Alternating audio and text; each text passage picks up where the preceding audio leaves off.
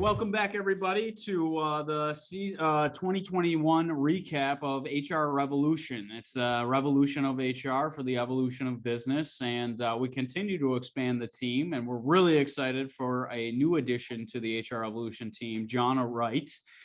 She is an expert in the field, an expert in the space, and really helps organizations kind of focus on the multiple levers they need to be pulling within the organization, from leadership down to what HR practitioners can be doing to be ensuring that they are providing more value, and really making sure that these trends that a lot of organizations are chasing right now are simply not a check of the box. So without further ado, I wanted to quickly introduce Jona as she becomes a part of the HR Evolution team. Hi, Kevin. Hi, Bobby and Chris. It's great to be here. Really excited to be part of the HR revolution and evolution for HR. It's much needed in our time and space right now. Well, we're so excited that you agreed. I don't know how we got you to agree to be a part of this crazy exercise with us, but I'll start with Bobby, because it really started with Bobby and I kind of kicking some tires and talking about a passion project about the future of HR. Bobby had way more time than I in HR. I have only been in this field for about 2.5 years, but him and I just talked about how much white space there was and how much opportunity we felt there was for HR leadership today to really kind of take the foothold and really start taking the steps necessary to become those much needed business leaders, voices, if you will, within the organization, to really be the master translators of saying what the employees' needs are and what the business wants. And so Bobby and I decided to kick off this passion project about 6 or 7 months ago, but it was in conversations far before that. So Bobby, welcome. Thanks, Kevin. Jona, nice to have you on board officially here, and Chris, nice to see you again here as we recap and wrap up 2021. Jona, I got to ask you, I know you've been following the podcast, of course, religiously. The videos, you've been, interactive. Why did you choose to hang out with this crazy group of people and talk about HR? Because HR needs a revolution. No, it's great. It's great. I think it's, as Kevin mentioned, it's passion. It's passion for the field. I'm not originally trained in the space of HR, but it's been through experience and in 15 or so years of experience. And I think that it's through that, it's the passion to flip it, to become strategic, to help other HR leaders become strategic and help businesses evolve and really demand and command the space that they need with HR and their human resources department and people department. Demand and command. Exactly why we're here. Now everybody knows why exactly we asked Jona to be a part of this mission with us. And Chris is another distinguished guest, obviously another partner of ours from more of the learning and development side, from his time at from the likes of ESPN and big names like Disney. To really, he saw something from the learning and development side that was missing. He continued to see the spray and pray method that a lot of organizations tried to apply when it comes to learning. And he got frustrated, understanding that we all learn in different ways and not really ever seeing and understanding the return on investment when we are leading those learning and development strategies and initiatives. And that kind of was the first peeled onion layer for Chris, and then he wanted more. So Chris, welcome to the show as well. How are you doing today, brother? I'm doing great, Kevin. Thank you, Jona. Welcome aboard. It looks like a great day. We'll ask you in a few weeks and months if it was the right decision. We're excited to have you, Bobby. Always great to talk with you as well. And Kevin, you hit the nail right on the head. And as we looked at all of the things that have changed over the last 2 years and how we've all had to be agile and nimble and flexible, learning and development has been the same way. So what worked in the past is not going to work for us in the future. And, I think all of us, not just learning and development or talent management or organizational development, it's how do we look at all facets of HR and really try to find out what is going to be changing in the future and how do we prepare ourselves proactively to be ready for that. So we're not, have a more of a reactive than we might have, over the past few years. So really excited to be with this team and looking forward to a great 2022 and really happy to talk about all the progress that, we've kind of made over 2021. Yeah, I'm excited to share that as well with everybody and really gear up for 2022. But before we get into all the exciting stuff, Yeah. more exciting is I want to learn a little bit more about what Jona meant, right? When she said she was not in traditional HR and she found her passion into HR in the field. Jona, what did you mean by that? You're not traditionally trained in HR, but why did you find your way into HR and what have you found most rewarding about the field?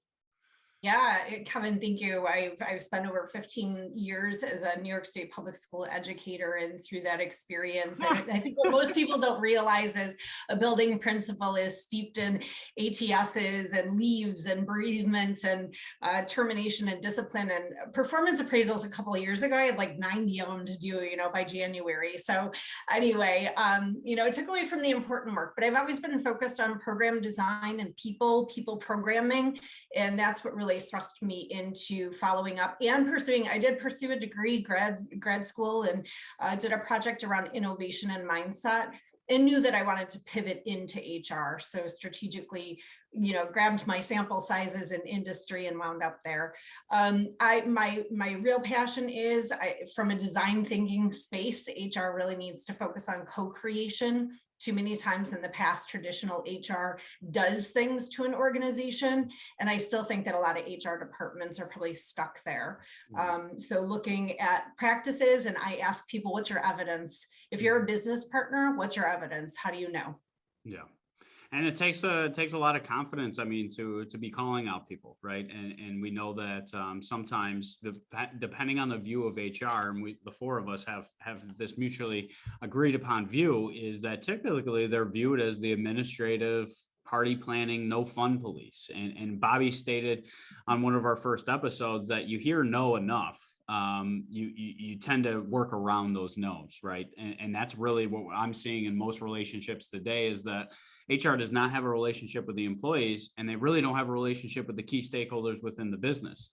Jona, where do we go from here in your estimation? How does HR kind of level set or reset themselves?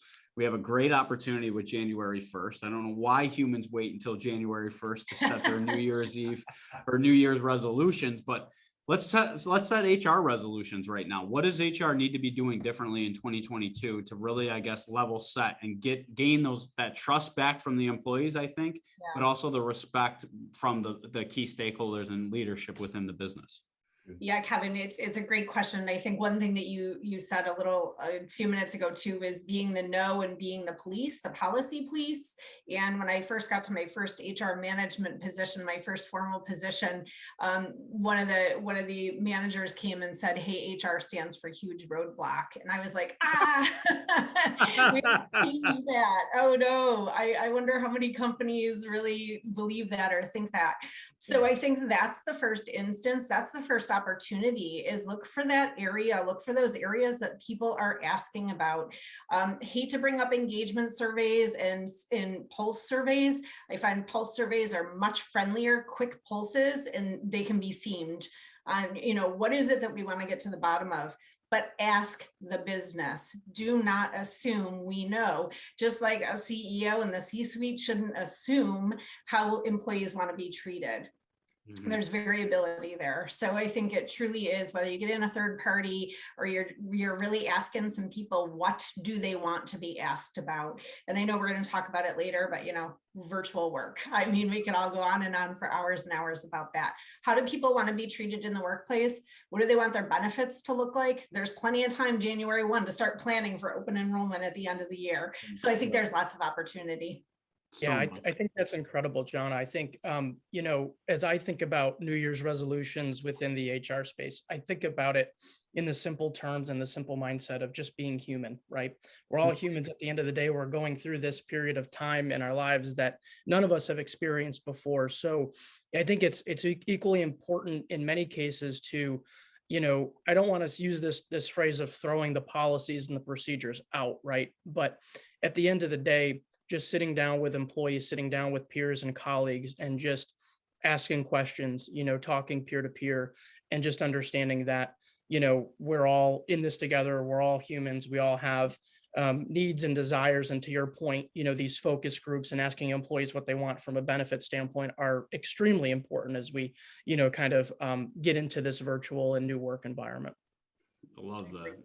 And Chris, if you had to carry on and really, I guess, put your staple as to what your HR New Year's resolution would be as we head into 2022, I'm not going to ask on the L&D side. I know that's where you're passionate, but what would you say is to rebuild this trust with employees, but also that respect that we talked about with the key stakeholders, so we can actually get the financing needed for some of these exceptional learning and development strategies? Well, I think I'm gonna echo and build upon what we've already talked about. And Jona, I'd love to get your thoughts on this too. Just based on what you've been seeing within the HR community and just the local industry as well. To answer the question is listen. I think we all have to do a better job of listening, and whether you're surveying your people once a year, you're pulsing them quarterly or every other month. That's all well and good. Generally people will give you their opinion, but what are you doing with it, right? So are you listening to what they're telling you? And then are you taking action based on that? I think, myself, number one, I need to do a better job of that. Just ask my wife. She'll let you know that I need to work on listening skills, not just this year, but every year. But, as a professional and what we do, I think it's really making sure that when we are having the focus groups, when we are doing the the engagement surveys or the pulse surveys, that we are really truly listening. So Jona, just, what have we heard over the past year? What's been coming up in your experience, the things that really are important for, our employees today?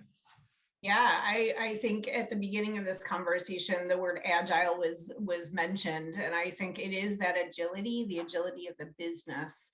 I think just, we're all sitting in New York State, and I think that we've seen even the COVID management change.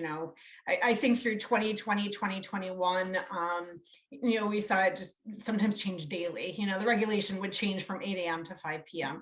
So I think it is really remaining agile. But Chris, I think you said it, it's listening. So going out, and it doesn't have to be long. Focus groups don't have to be hours long. They can be 15-minute conversations, but really getting at what you said, the follow-up from the engagement surveys and getting a commitment. HR needs to commit to those timelines, but it also needs to be the organization. I think a few things that are owned organizationally now: engagement, DEI, and just that feedback that comes from employees. Everyone owns the employee experience. It's not just HR.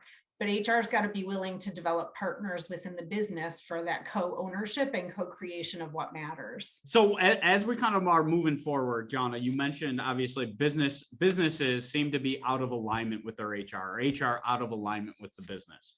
In your estimation, why is that continue to be a challenge to find these maybe partners that you talked about internally and developing these relationships? What has helped you develop these relationships, and why are they so important? Sure. Yeah. Well, Kevin, I think it goes back to what you mentioned earlier, right? We're kind of seen as the no police, for the longest time. I think, the business comes and they ask, their HR business partner, HR professional a question, and they get a quick no. So what happens, right? They kind of skirt around that and they try to go in and, then it creates, downstream impact for the business overall, whether it's, disciplinary action or, some sort of employee relations issue, a financial concern, whatever it might be. Whereas I really think that, HR professionals that are doing it right are not as quick to say no, right? It's yes, I understand what you're saying. Here are the things that I need from you, the business, to move this idea, to move this thought forward. Can you provide me those things? Oftentimes the business will kind of say yes, or let me, kind of chew on that for a little bit and get you the information that you need. So you're providing that value as an HR business partner out of the gate, in my opinion, by not coming to that quick no, by instead partnering with the business, and allowing them to, kind of digest the information that you need from an HR standpoint. At the end of the day, HR is, our goal is to prevent people risk to the organization, right? And oftentimes people risk, as we know, in people analytics, can then translate to financial risk, right? People being our greatest asset. So, if we can put it into terms, like that and be able to kind of, share and display that to the business in that particular way. I think it helps kind of form and create that positive partnership over time.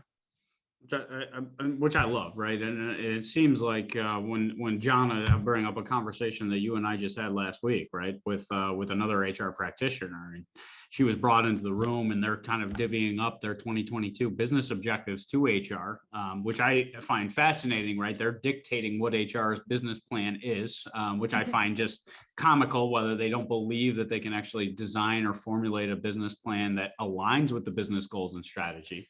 But she brought up the employee experience, right? She brought up that engagement perspective, right?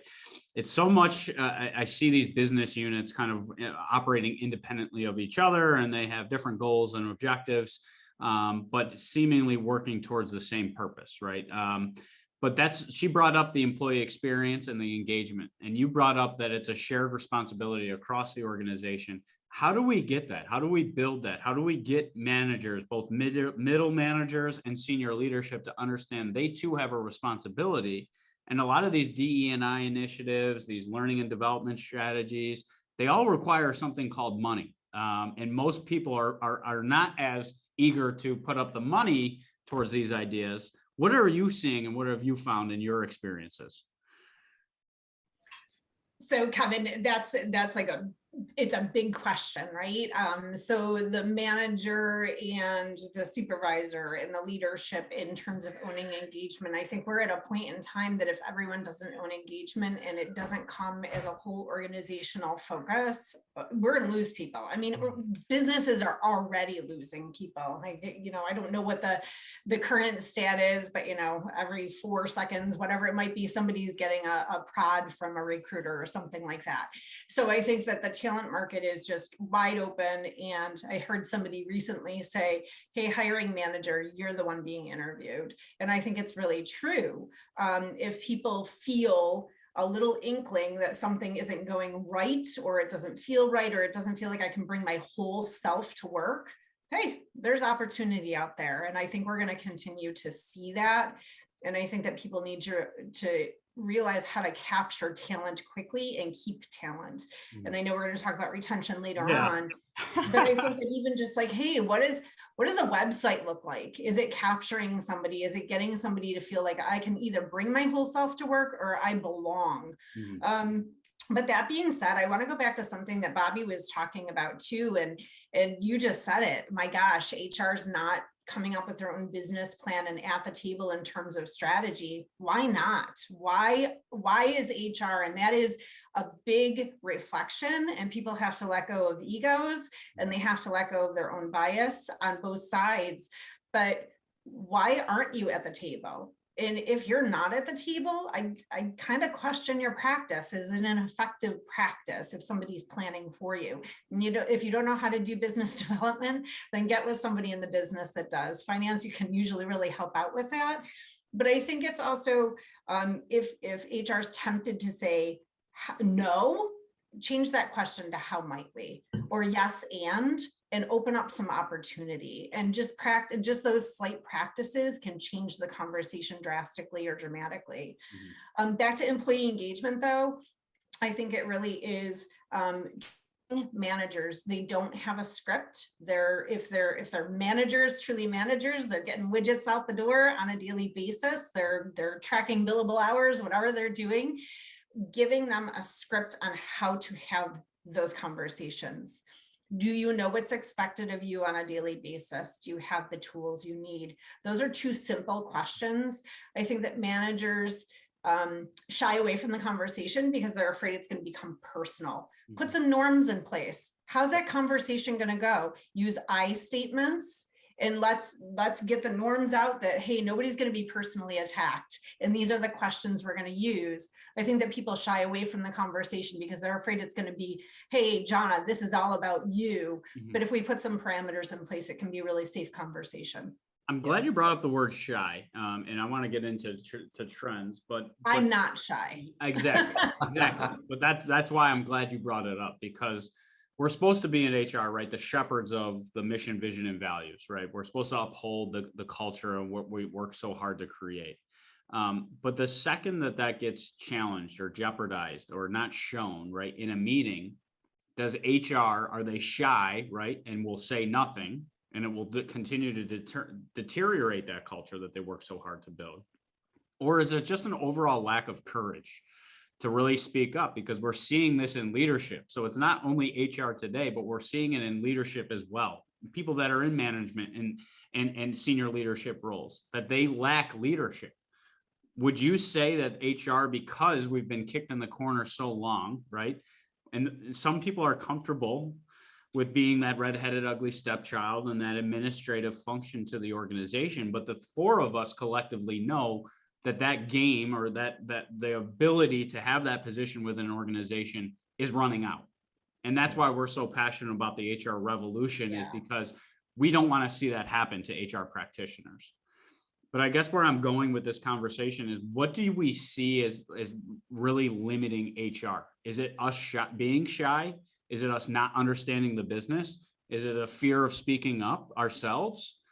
Chris, in your estimation, what have you seen the biggest challenge from a personality perspective of maybe we can put this on our New Year's resolution for HR as well, on what we can do individually and focusing on ourselves first? And I think that's a great question, Kevin. And I think that the answer is probably E, all of the above, right? So I think depending on where you are in your career, depending on how long you've practiced in the HR profession, some of that shyness, some of that maybe lack of confidence, some of that understanding, it might be holding you back. But I've heard a couple of things already in this conversation I think we have to go back to. And Jona, you mentioned co-creator, you mentioned co-ownership, and we've talked about a lack of leadership, right? So I think that shame on any HR practitioner at this point, where we are today, because there has never been a greater need for you to be a co-creator and a co-owner with the business. I mean, this is such an opportunity where we have that opportunity to step up and say, wait a minute, that's what it says on the wall from a mission, vision, values. This is what we're saying about our culture, yet I just heard this, right? To have the courage to do that, I think is the utmost important, and is critical for us to be those shepherds so that other people can then get on board. Mm-hmm. If they just say, oh, we're doing business as usual, it's going to be business as usual. And what's going to happen, we've already talked about it, people are going to get prodded, or they're going to get a phone call and they're going to leave. They're going to find that place where they can feel like they belong. They can feel like the culture and the mission and the vision and the values is upheld at all levels throughout the organization. So that's how we're going to lose people. And I think it's really being mindful of, we do all own engagement. And the other part was leadership needs help.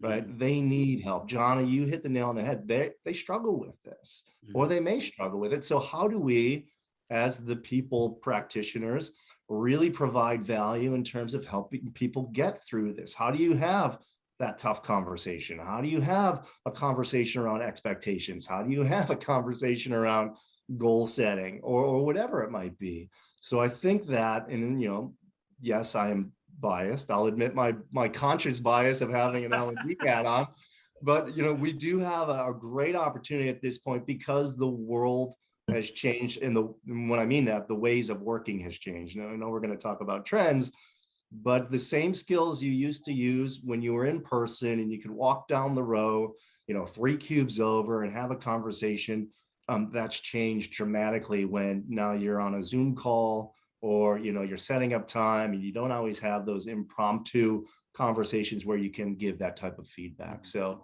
the skill set has changed, and there have been some leaders, managers, whatever level you want to talk about, who have embraced the new kind of way of working and the way of communicating and the way of setting expectations. And you have a lot, I feel, who still need a lot of help with that.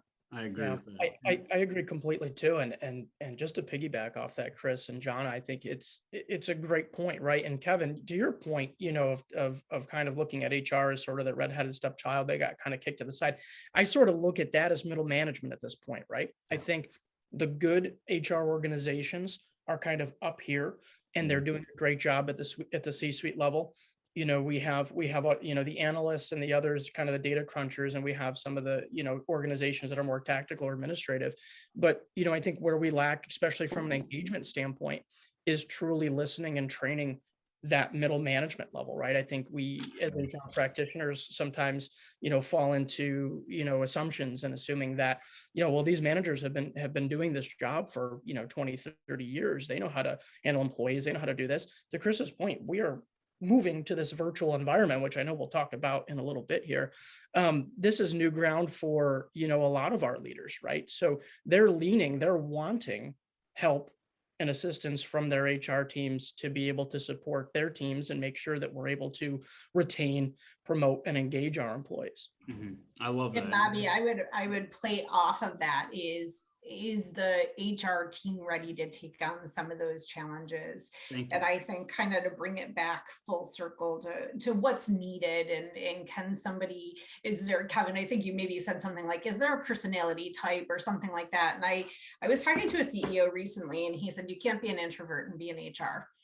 And, if I might be so bold as to say that, maybe you can play an extrovert and maybe you go home and climb into your, DMEs and rest from the day, and that's okay. But I think this is not the day and age of closed doors anymore. And Chris, to your point, being unavailable for Zoom and figure out how to schedule that during the day. I was talking to another organization recently, and they're really going to try to flip to a 4-day work week. Wow, that's going to come. That's going to be a challenge in 2022. And they're flipping to doing teamwork in the morning when people are fresh, and individual work in the afternoon. And that's going to be the organizational focus. And I just think that's amazing. So Chris, to your point of, are we doing the same old? Are managers thinking about how to do work really differently, really differently? And I'm going to go to HR reflecting, am I a talent manager? Can I help with that discussion? Because if you can't, then how are you going to gain that skill set? And I think that's where the upskilling is definitely needed. Mm-hmm. And then again, I go back to what's your evidence, and 360s are great for things like that. And it doesn't have to be a big formal process, but my gosh, go ask a couple people, am I a good talent manager? Do I help you manage conflict? Mm-hmm. And I think if I can go to one competency that everybody needs, it's managing conflict. Mm-hmm. And whether it's the C-suite on down, if you cannot manage conflict and you're going to coach a team member, or you're a leader in an organization and you're going to coach your team of managers on how to manage conflict, if you don't know how to do it yourself, you're going to ruin a whole lot of time and space. So I think that that's something that HR can focus on too. And I think that, Kevin, to your point of like, hey, when the conversation doesn't go well, we shy away from it. Yeah. No, lean in and listen. It's an opportunity. It can be so uncomfortable, but hey, that's how we all learn. So one of and we're going to kind of get into, Bobby, to your point of kind of through the conversations that we've had just on this podcast alone, is kind of just what HR teams are setting the bar high, right? We've had fascinating conversations.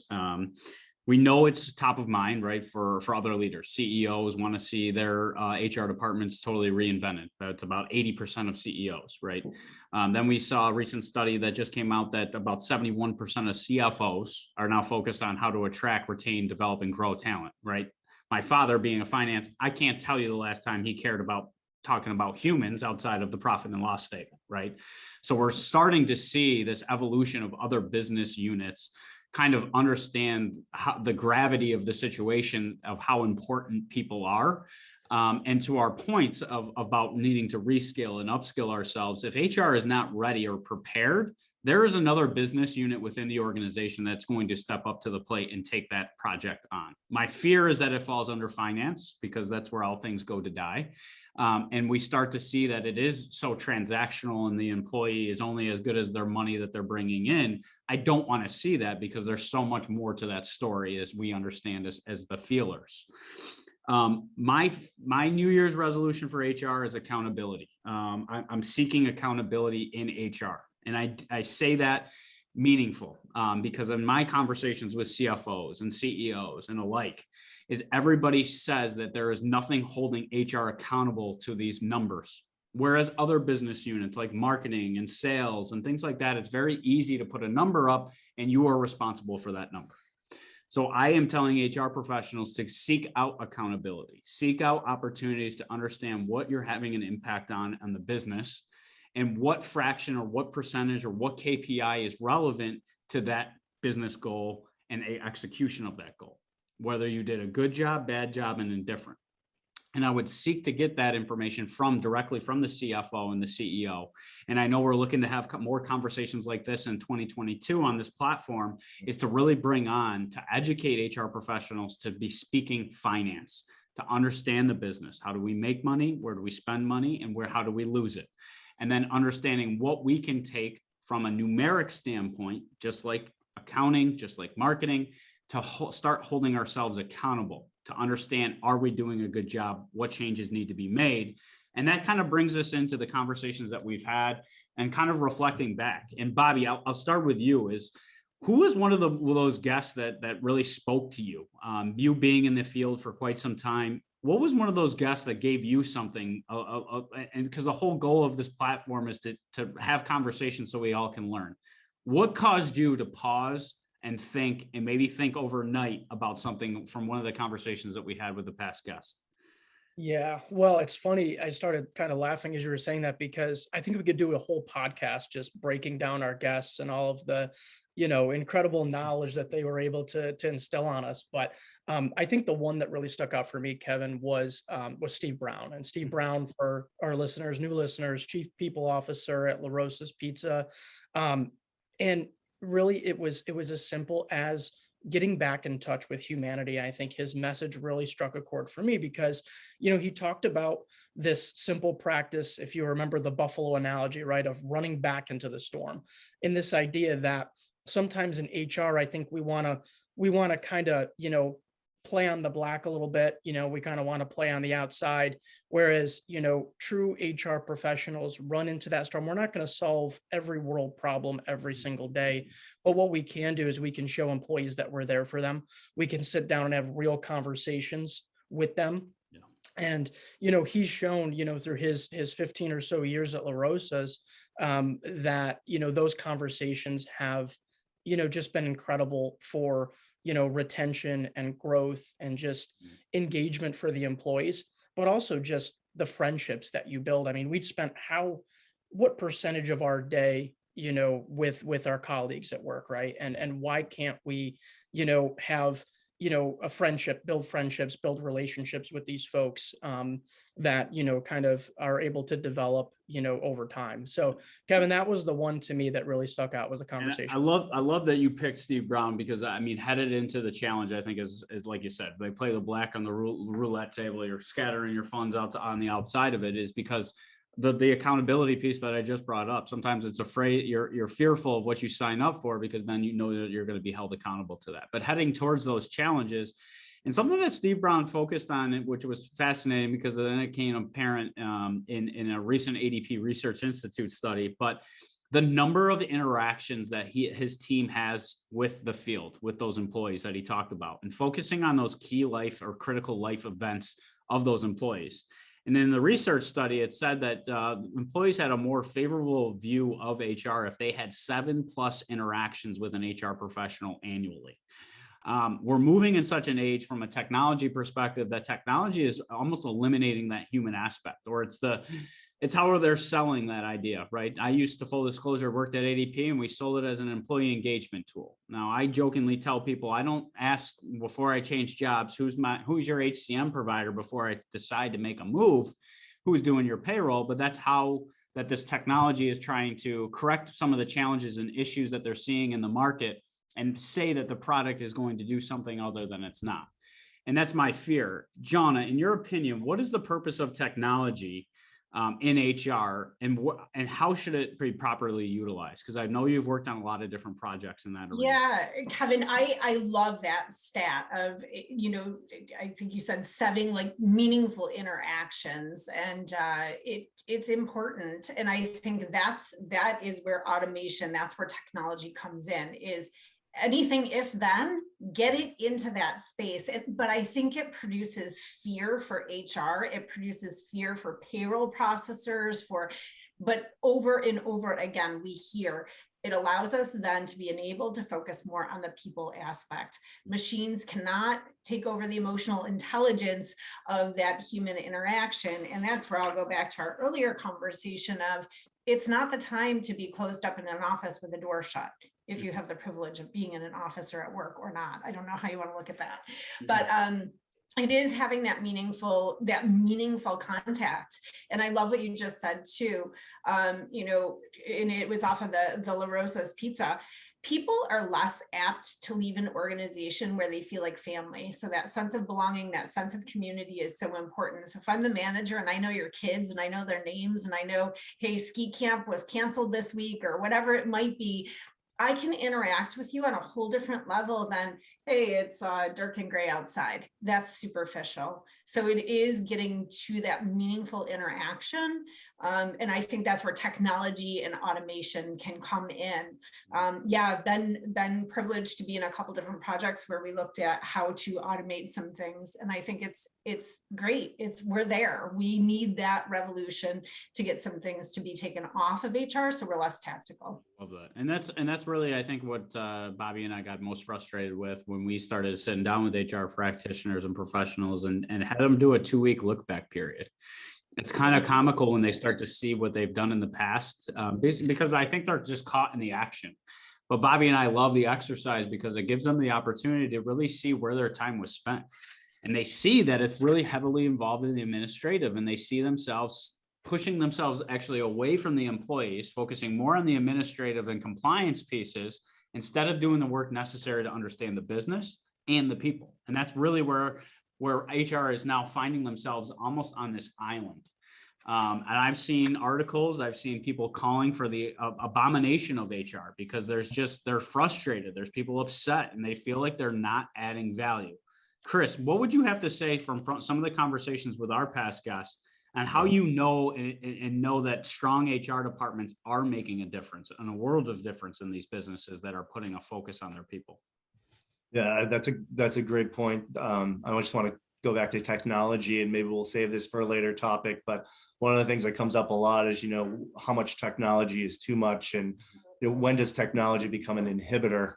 And how does that? So we talked a little bit about how technology may scare the HR practitioners, but is it also scaring now the remote workforce? You know, is Big Brother checking in on them? But so we'll table that conversation, but I'd love to have that. How do we know that HR is working? I think we see it in the companies that get it and they do it well, who have those higher engagement scores, who have the really, you know, you talk about the minds and the emotional commitment that employees have towards their employers. One of the past guests that we had that really stood out to me, the conversation, Bobby and I had the pleasure to interview Louis Garrett, you know, with Mercer. He oversees the Singapore office and really talked a lot about engagement, and companies that get engagement well are really reaping kind of the benefits because they're not worried about, quote unquote, the great resignation. You know, they're still able to operate a super high, you know, productivity and performance level because they put those right people practices in place. And Louis said one thing that stood with me, it was all about leadership, right? So making sure that the leadership has the right mindset, and they, Jona, again, co-own engagement, you know, they co-create, you know, the people processes with HR.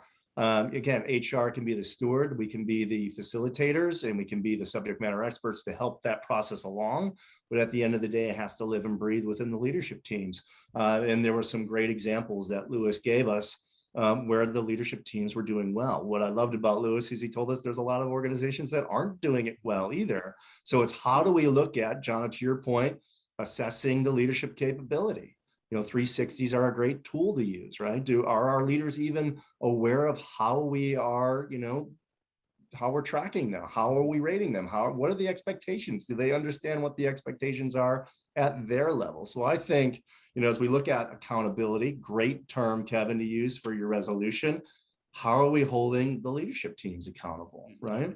And I think it's how do we learn how to consistently assess how they're doing, and then how do we put development programs in place that are going to help us get to that leadership capability that we're all looking to get from the organization, right? So how do we raise that level of competency within the entire organization? And it's so important because I mean, we've seen poor leadership, right? And I've seen HR practitioners complain about poor leadership, but they only complain behind closed doors. They're not raising that concern with the CEO.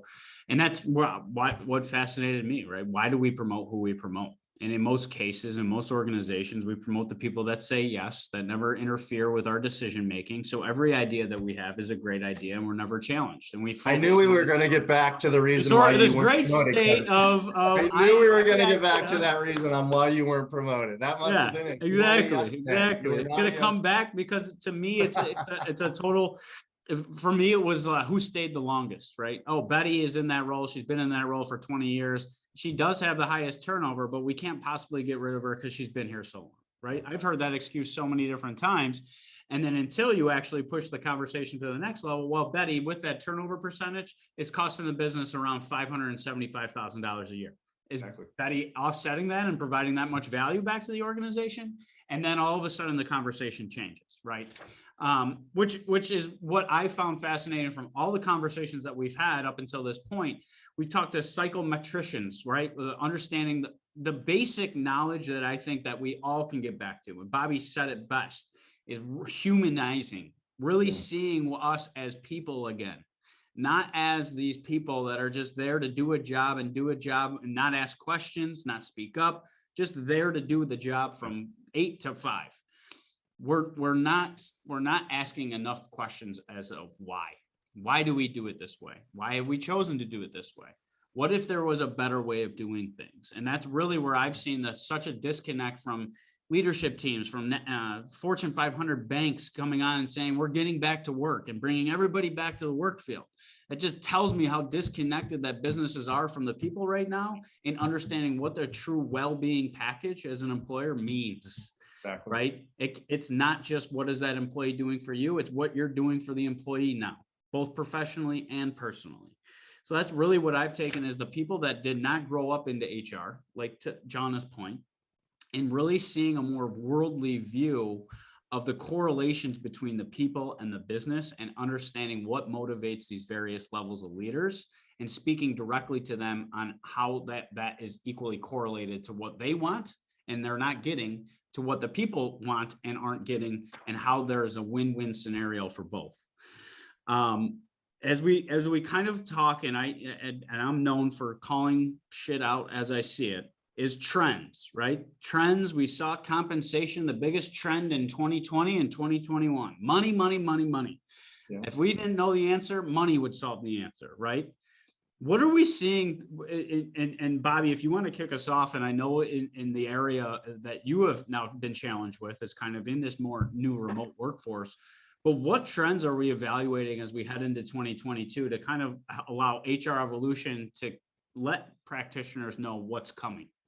Yeah, well, I think the first one, Kevin and team, is really that, to maybe everybody's surprise here on the call, virtual work is here to stay, right? So I think as we were going through, 2020, I think we were taking it month by month, right? Organizations, leadership were saying, well, we'll be back in May, we'll be back in June.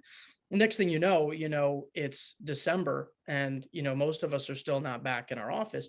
What we found out throughout, different studies and things of that nature was that it was twofold, right? I think organizations found that productivity was soaring with remote work, right? And the other piece was, I think, employees were in a better state, mentally. They were more engaged in many cases. Mm-hmm. And, it was showing through their work. So I think the question now becomes, not is remote work going to stay, or is this virtual environment going to stay? We know that it is, right? Or some form of it. It's how do we keep employees connected? How do we keep our teams engaged? And I think that is more of the message that I'm taking into 2022 and beyond. How can we continue, whether it's through technology, whether it's through, formal, informal communications, to keep our teams connected, and to keep, employees, kind of moving in the right direction. Because we also know, and I don't want to steal, the thunder for some of our other trends, but, this virtual work environment also has, the other side of it, where we're kind of, working in the same, office or the same kitchen table as we're cooking dinner. So, our lives are sort of become blended to this point. So how can we, make work an engaging environment, and continue to, be productive in this new, changing virtual world? I love the blend because I think it is more of a blend. We all say balance, and balance is relatively impossible. The Lady Justice with the blindfold doesn't seem to see it that way either. So I love the blend conversation, and I think it's something that everybody's getting more comfortable with. I think we've been training ourselves all along, right? We're getting more and more comfortable with technology, to Jona's point, and technology is there to really take the things that we don't want to be doing that are time and labor intensive and allow us to focus on other things, other key priorities, let's say. Chris, I know kind of in that remote working environment, right? Training and development used to be something that people used to sit in a room for, right? You collect, you pass go, you got your stamp, and you went through that training. We saw it with DE&I initiatives too. We saw some unbiased training. I heard people that were all about it, like this is great, and other people, hey, this is another exercise and this is kind of bullshit. Why do I have to do this? What are you seeing on the learning and development? What's trending in that area as we move forward as to how we reskill and upskill our working populations right now? Yeah, and I think that you brought up some good points there, Kevin. And one of the things I think learning and development had in its back pocket kind of as an advantage is there was already a move to virtual learning, just based on what we've talked about all this entire conversation, the cost, right? So it was cost way too much money to fly in the 25 people, the headquarters. You're going to spend 3 days locked in a conference room, right? That cost a pretty penny. And the shift to, hey, we can do this virtually has been happening for quite some time. What happened, over the last 2 years is it hit light speed, right? So everything shifted to that. How that creates challenges for learning and development practitioners is how do you do a 3-day in-person training class now over Zoom calls, right? Because there's no way you're going to be able to be engaging. So it's forced, I think, learning and development practitioners to learn how to be very precise and concise in the way that they're providing learning opportunities. And it's mimicking what's out there and what's currently been working. All of us on this call, if you don't know anything, chances are you're not going to sign up for a 4-hour session to learn it. You're going to pull out your phone, you're going to Google, you're going to YouTube, right? And we do it day in and day out. The same thing has to happen from a corporate learning standpoint. We have to provide more opportunities for you to be able to Google. I have to have a difficult conversation. What are the 4 things I need to keep at the top of my mind before I do that? How do I get that information in the next 30 seconds because I know I have to make this phone call, right? How do we provide that type of information to our employees so that they can get it in a quick way, on demand, just in time, and it's in small chunk size bites, right? Well, yeah, we all talk about how humans have the attention span of goldfish, and I know there's now science saying that they do have a longer attention span. It's a little bit longer than a goldfish, but that was challenged. We shared an article that said the average learning that a person does per day is 4 minutes. You got 4 minutes a day to teach somebody something new. So yeah, there's a challenge. And there. how much have you seen, I guess, change, right? We talk about the multi-generational workforce. We talk about people all learning in different ways. What have you seen most? What has spoken to you most of what you're seeing about this younger generation and how they learn? Because I know in speaking to you privately, you see L&D as an opportunity for employee engagement, right? We know that typically the number one reason why people leave organizations is lack of professional development opportunities. But most people don't understand what professional development opportunities are, right? Yeah. What have you They'll found? look at it as career development. So how do I get the promotion, Kevin? That's usually what we think about when we talk about professional development, right? How do I get the fancy title? How do I get more money? But it's more than that. It's being able to adjust. And to your point, how do you help everyone in the organization understand that business, right? So what are the key things that they need to know? So even if I'm working in accounting, or if I'm working in IT, or if I'm working in sales or marketing, or research and development, how am I going to understand more about this organization so that I know how we make money, I know how we spend money, I know what the key priorities are for the organization, so that I can ensure that everything I'm doing in my role is going to help roll up and help us achieve those ultimate goals and priorities. I think that's the key for organizational development. I think that's the key for talent management. Performance management is how do you make sure that everyone is aware of what those key priorities are so that everyone is working on the right things in order to row the boat in the same direction. And that's what it's all about. Love that. Yeah. If I can jump in there too, Kevin, Chris, I love what you're saying. And I think, I just keep going back to like HR and where the opportunity is too. And I think this is such an opportunity for HR to step up. What does that employee landing site look like? Is there even an employee landing site? Where can that L&D be? You said I have to, as a manager, I've got to have a difficult conversation in a half hour, I'm not ready. Are there the things that people need right there at their fingertips so that promotes HR as being a business partner? I also, as you were talking, I also think about, quarterly strategic meetings, executive meetings, and where are we calling on? You said R&D, you may or may not, I'm putting words in your mouth, have said product management. I just kept going supply chain. Where are we asking those leaders also to step up and teach the organization? HR needs to also get out of their own way and realize it's not all about HR driving all of this. It's getting all these partners in so that the whole organization, as somebody in R&D understands, hey, this is how I affect supply chain. Kevin, you mentioned, you didn't say financial acumen before, but hey, how can we ask finance to teach through case study or review of a business unit, teach financial acumen? That's not something maybe HR can do, but it's calling on those partners and getting some quick learning experiences, whether they're quarterly or monthly, or I can't stand the term lunch and learn. It drives me nuts. But especially, Bobby, to your point of we're blended now, lunch might not be at lunchtime, but how can we grow professional learning communities? And they have to be multidisciplinary. There's just no room for finance to only be learning about finance and the finance. Man, it's almost like we told you to pitch HRevolution there. So there you go. This might be an upcoming offering. I got really might be upcoming in 2022. But with what Chris was saying though, and it's just such an opportunity for HR to step up and remove obstacles and promote engagement. That's my own phrase that I keep going back to. And how do we get everyone? Chris, I love what you said, or Kevin said, you said maybe, but L&D is engagement. And we have so many people within the business that can coach others. And it's a way to tap somebody on the shoulder and say, hey, you're important. You have an awesome skill set. Can you share it and teach it? Who's not going to chest pump a little bit there and say, yeah, absolutely, I'll do that.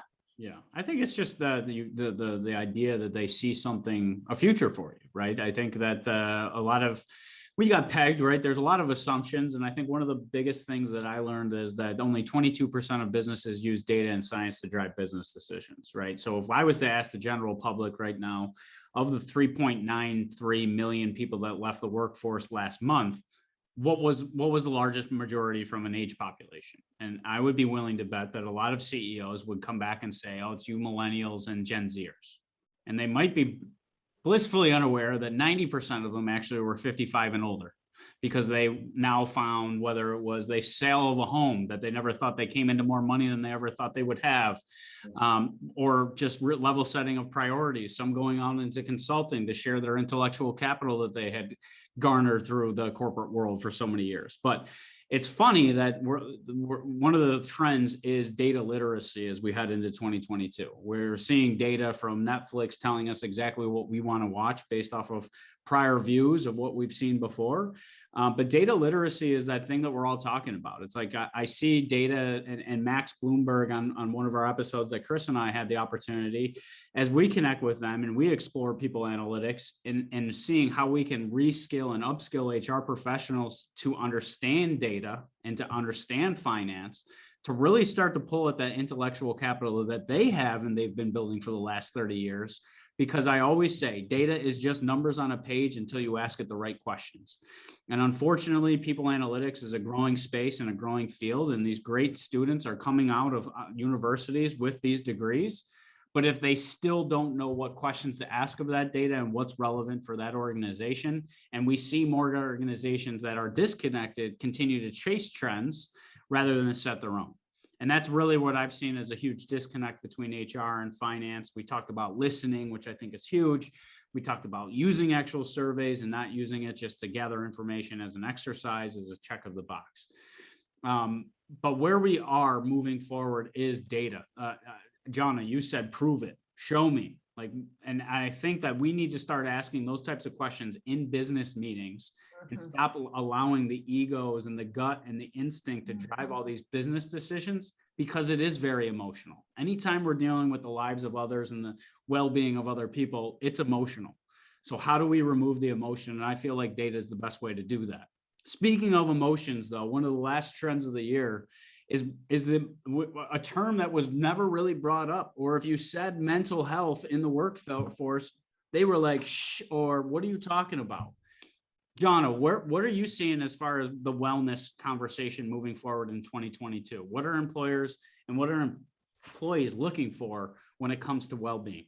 Yeah, Kevin, I think it is well-being and mental health in employee experience. How do we bring that all together? And it's really the culmination of everything that just got talked about as well. And it is bringing it to the top of the list, because if the employee experience isn't positive, again, we've seen it, people are going to leave and leave the workforce indefinitely, period. I feel like we've seen a lot of that too, that, the trend and the stats around people just leaving with nothing lined up because they need to take care of family or other parts of their life.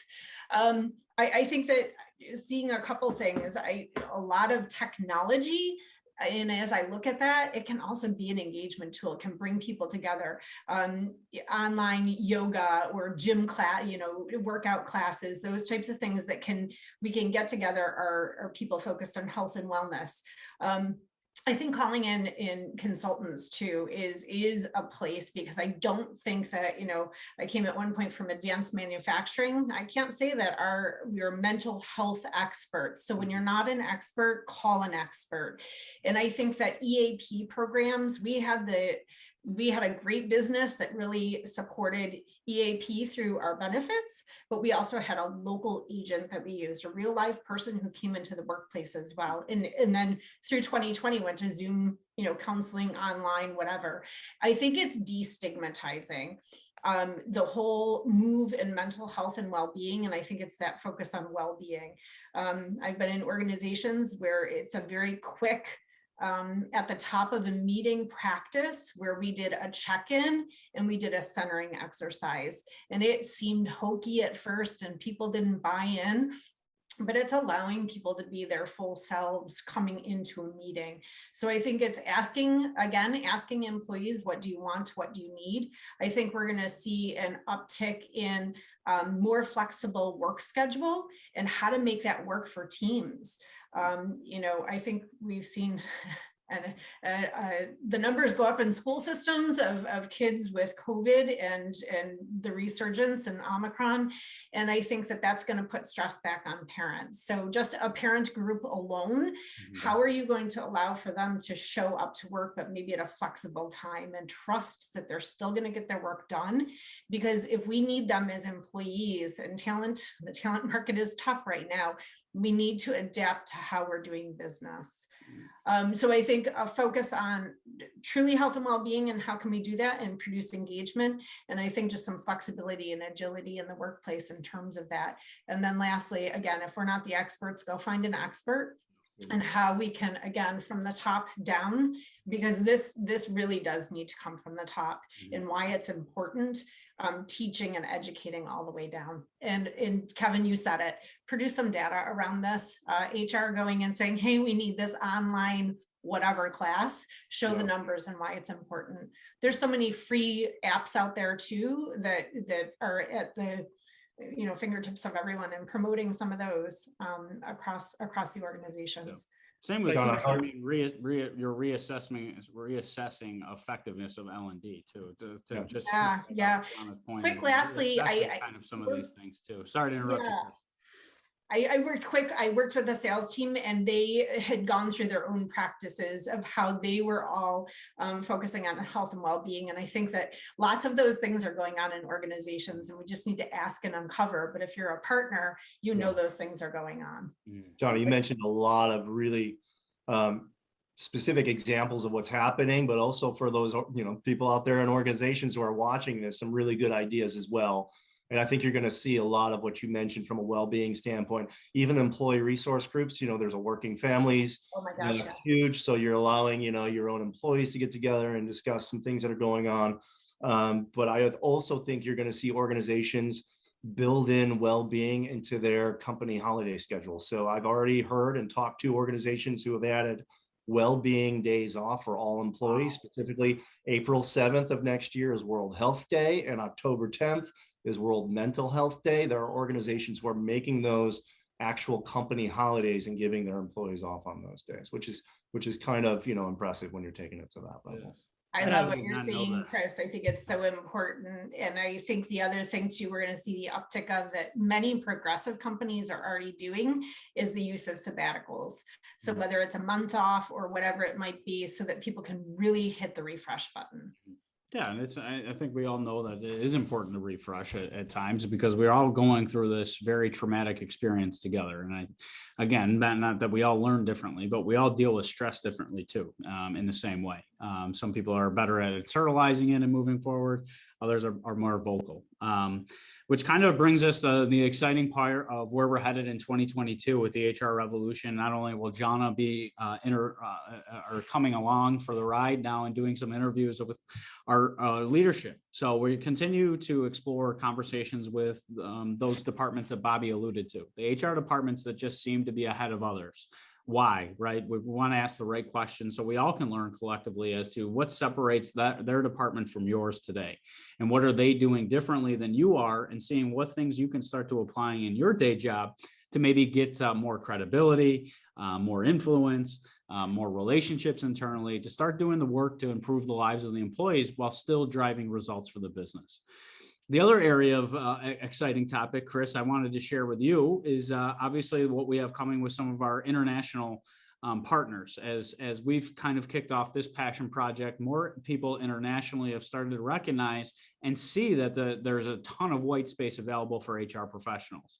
We see the emergence of people analytics and understanding where is that white space today? Why can't we find people analytics leaders, but also what is standing in the way of HR leadership, not only nationally here in the United States, but internationally. I've noticed through the pandemic more than most that our globe has become more interconnected than it was before the pandemic. We've had fascinating conversations, and you get to ask, is this a challenge in your country? Well, whether it's Canada, whether it's Australia, and what's resounding is it's the same challenges everywhere. People are speaking up, people are challenging and standing up to leadership and demanding better. And it's our opportunity, to Jona's point, in HR to really stand ready for the call, or we can wither away and continue to be the tactical administrative function within the business that might only have the longevity of the next 3 to 5 years. So we're passionate about having conversations and striking up conversations, and we'll be sharing out more content through the social media platforms and various areas on which ways people learn, so we can kind of progress forward as a function within business, because we know the world is demanding it. We know business is demanding it, and we're here to help really enable the future success of HR practitioners and leaders, and maybe some people that are evaluating their own careers today and trying to find maybe a change or a pivot into humans side of things. So it's been an awesome first year, 6 months, let's call it, experience with the 4 of you, and really as my accountability partners, if you will, to really kind of determine where we want to take this. And we know that we're all passionate about HR professionals, but more or less we're all passionate about people. And we know when we make HR leadership better, people's lives will improve, as well as the lives of the communities in which we live and work. So thank you. I'm going to shut up, but closing thoughts and statements from you, Bobby.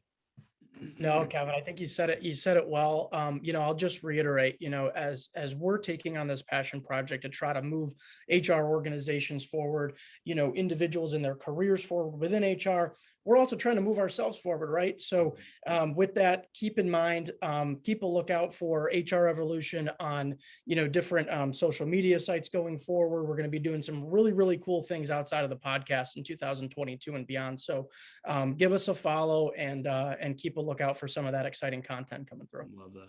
Hey, Jona, since you just joined us, 3 knuckleheads, what are any closing thoughts for you as we head into 2022? No, I love it. I love the many voices, and it's not all pure HR experts coming on. And I think that's it. I think that what you guys have talked about in 2022 is it's going to be inviting many more voices to take part. So whether it's like Bobby said on social media, other means, being on the lookout for content so you can be part of the conversation. I think it's awesome. Thank you. Well, thanks for joining the revolution with us. And last but not least, Mr. COVID himself. Oh, did I say that? No. Chris Darone. Closing. Mild symptoms. It's only been mild symptoms, but yeah, thank you. I'm almost out of quarantine. So again, one of the joys of technology, I can join you guys and still do my part quarantining. Thank you. But yeah, I think just to echo on what everyone said, we're really excited about 2020, and we want all of you who are listening and watching this to be part of that ongoing journey and that ongoing conversation as well. So keep giving us comments on the articles we post on LinkedIn. Send us an email, get in touch with us, connect with us. We want to make sure that we're inviting all of you along on this journey with us. So thank you so much for watching over the past 6 months, and we look forward to a great year ahead of us.